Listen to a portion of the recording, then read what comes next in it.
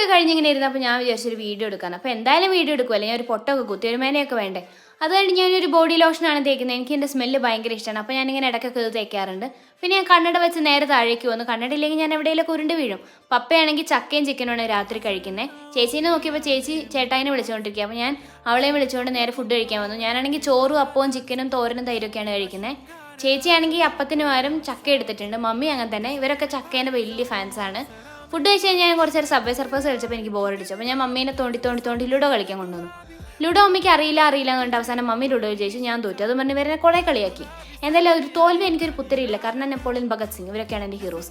പിന്നെ നോക്കിയപ്പോൾ മമ്മിയും ചേച്ചിയൊക്കെ ഫോണിൽ എന്തൊക്കെയോ നോക്കിക്കൊണ്ടിരിക്കും. അപ്പോൾ ഞാൻ നേരെ മോളിൽ വന്ന് ബ്രഷൊക്കെ ചെയ്ത് മോയ്സ്ചറൈസർ ഇട്ട് കയ്യിൽ സാധനമൊക്കെ ഇട്ടിട്ട് കിടക്കാൻ നിന്നു. ഇവൻ പൊറിഞ്ചു. ഇവൻ ചേച്ചി വാങ്ങിച്ചതാണ്. ഇവനും ഞാനും കൂടിയാണ് കിടക്കുന്നത്. രാത്രി ചൂടായതുകൊണ്ട് ജനൽ തുറന്നിട്ട് അപ്പോൾ മൂക്കടയാതിരിക്കാൻ നെയ്സിലിൻ സ്പ്രേ കയ്യിൽ വെച്ചു.